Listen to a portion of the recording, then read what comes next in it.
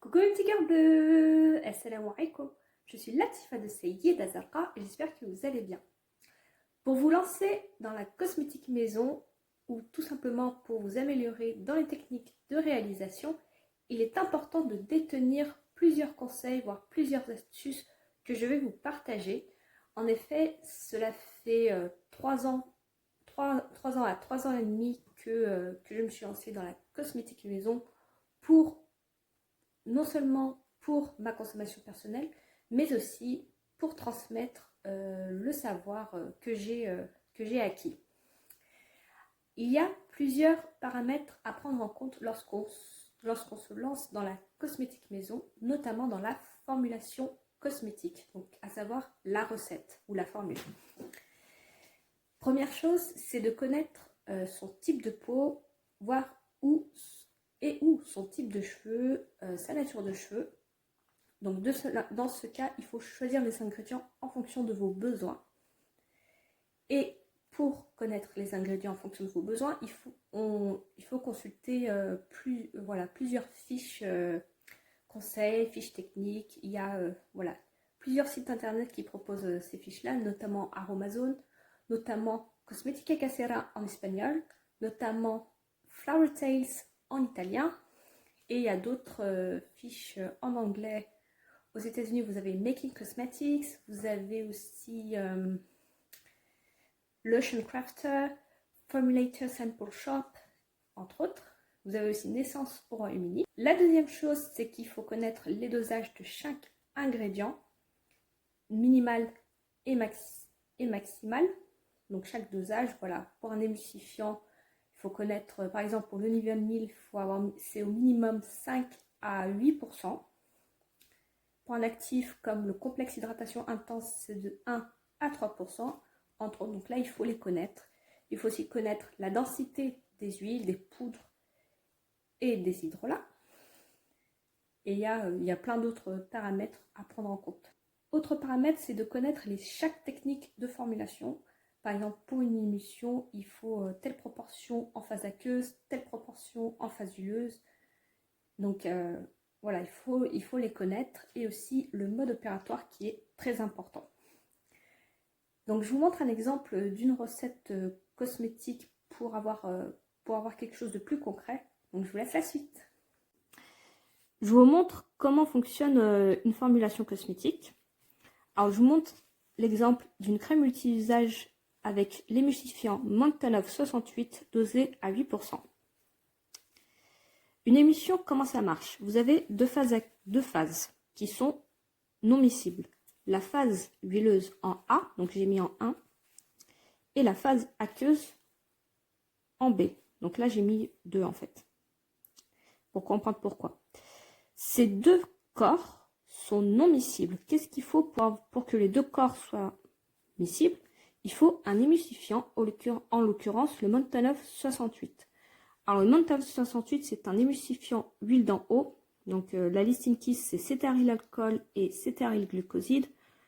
Ce dernier provient du manioc, donc c'est bon à savoir. Alors cet émulsifiant, vous pouvez trouver chez Biocop sous la marque Cosmonaturel des laboratoires Gravier, chez Bioflore en Belgique, ou encore, si vous habitez en Espagne, c'est le site Cosmetica Natural Casera Shop. Ouais, c'est ça. Et donc là, il faut un émulsifiant pour que les deux corps soient miscibles. Alors, comment se compose une recette? Vous mettez au bain-marie la phase A, qui est de 30%, donc la phase huileuse. Cet émulsifiant se fond en phase huileuse, donc je mets dans le corps gras. D'accord? C'est pour ça que j'ai mis A. Dans un autre bol, j'ai mis la phase aqueuse, qui est en B.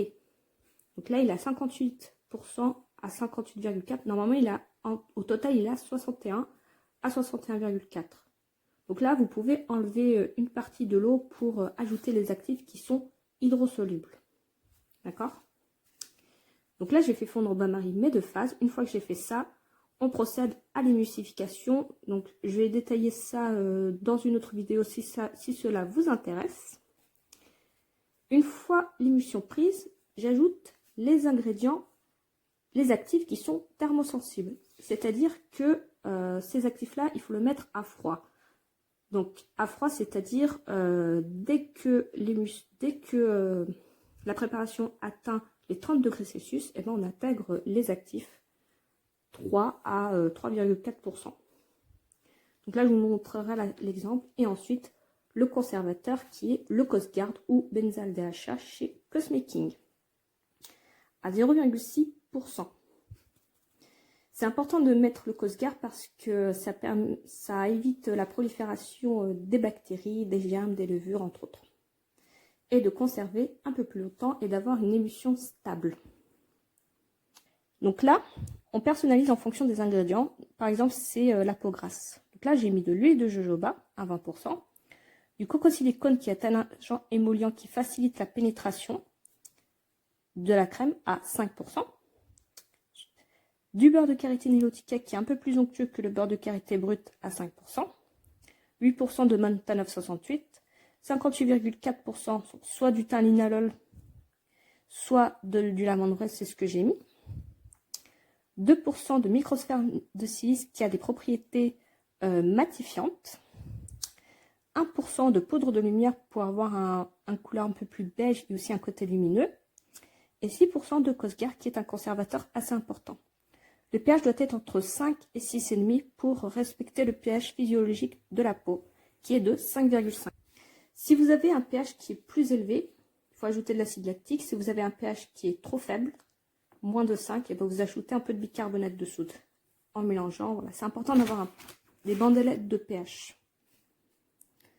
Donc voilà l'exemple de cette recette-là. Si vous avez des questions, n'hésitez pas à mettre ça en commentaire sous la vidéo. Voilà. Autre chose importante concernant les actifs, que ce soit les actifs liposolubles ou hydrosolubles, dans une émulsion que vous préparez ou dans une base comme la crème désaltérante neutre, il ne faut pas dépasser les 5% de la formulation totale pour éviter que l'émulsion se défâche. Bon, c'est ce que je vous conseille quand vous lancez dans les émulsions. Il y a aussi une autre chose importante, plus vous ajoutez d'émulsifiants, plus l'émulsion sera épaisse. Plus vous ajoutez d'huile, plus l'émulsion sera riche et très nourrissante aussi. A l'inverse, plus vous ajoutez d'eau, moins vous ajoutez d'émulsifiants, plus la crème sera fluide, voire un lait en fait, comme le lait démaquillant.